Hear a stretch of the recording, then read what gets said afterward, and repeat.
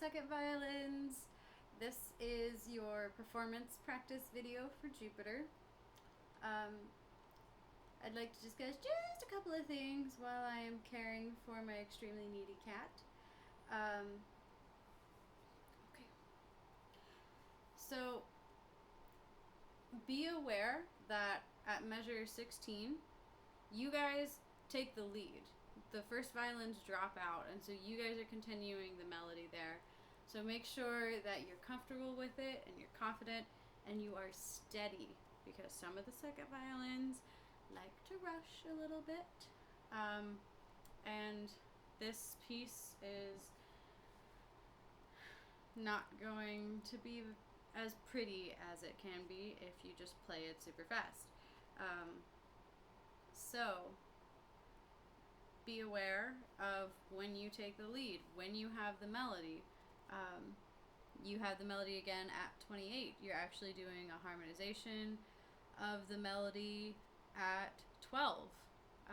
If you play along with the first violin video, you'll see when and where you guys, your rhythms match up. The notes don't always match exactly, but the rhythms will, and it's important to know when you have that, as opposed to just some sort of accompaniment. Sorry, now I have cat hair on my face.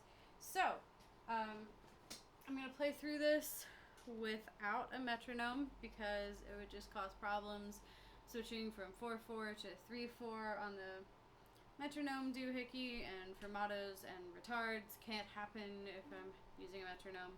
I am going to do the retards. I'm not going to do the fermatas.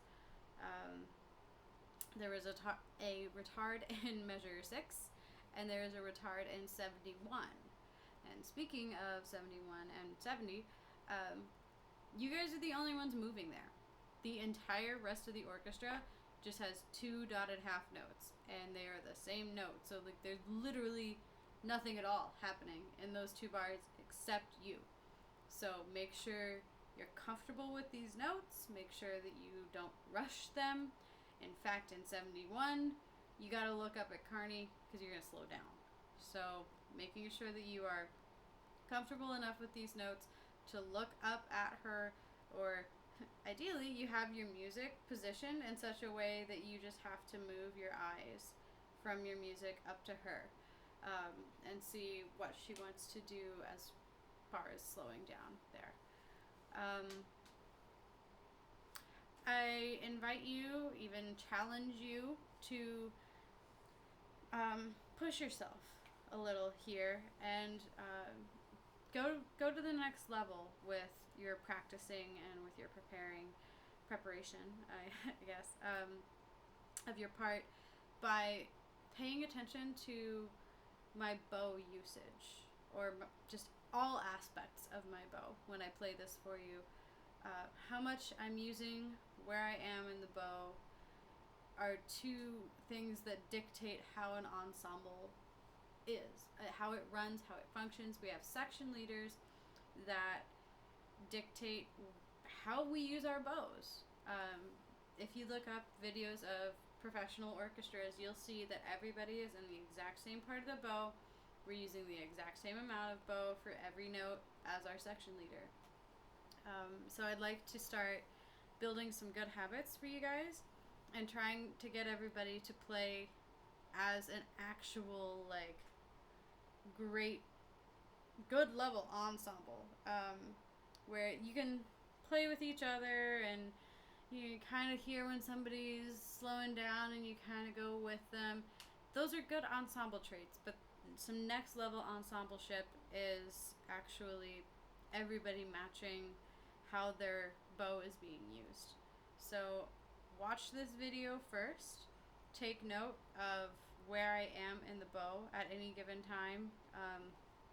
Like at 35, I told you scratch out mezzo forte, put a P there, and write the word tip, because I really, really, really, really do not want you anywhere near the lower half of your bow for this. You don't need to be there. In 42, you can reset your bow a little lower. in that rest, and then you can play forte and it'll be fine. You don't have to use your whole bow. Like, this will all work out. Trust me. Watch me do it. Play along with me. Play along with the other videos to see when you guys, you know, when you are it. Like at measure 16, it's really, that is important for you guys to know. That 16 is your time to shine. I think that's about it. I think I already talked about watching at 70. Yeah, so here we go. From the beginning. 1, 2, 3, rest, rest.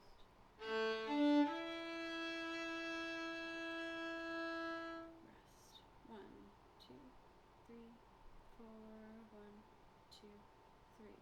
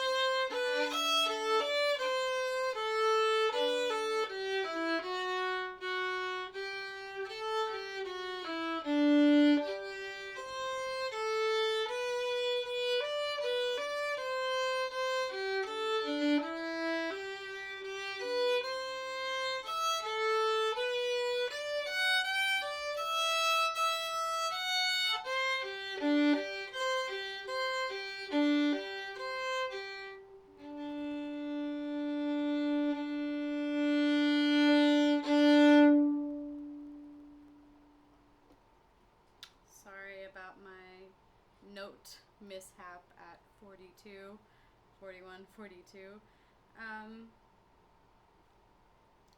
Brain fart. I apologize. There's something that I said to the first violins at the end of their video, and I don't remember. Carney probably has a recording that hopefully she will post along with these videos in the references page of however you're accessing this, because I don't have it right now, but you can, you know, it's not going to be a big deal. That was pretty much performance tempo anyway, so she probably has a link that you guys can access, because if you just type in Jupiter from the planets into YouTube, you're going to get the real Jupiter, which this is just a part of Jupiter. This is the really slow, pretty part that happens in the middle of the movement. Here. That's why my neck was itchy. There was a hair caught in my necklace. This is in the middle somewhere of bookended by two really fast, hard sections. So if you do look up Jupiter, like, scan through the recording until you hear the melody at 8. It's not going to be this arrangement.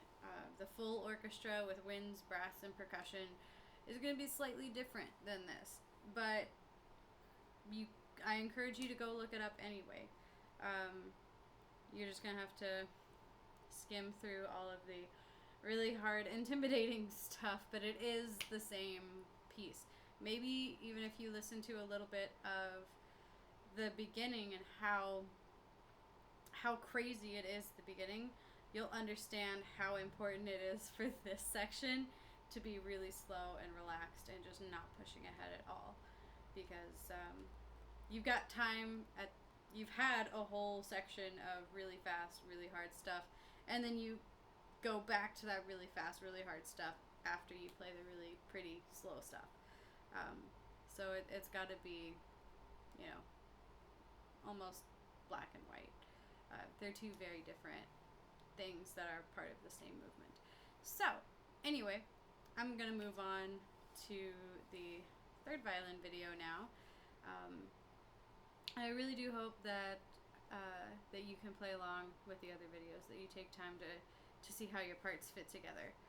And I will see you guys next week.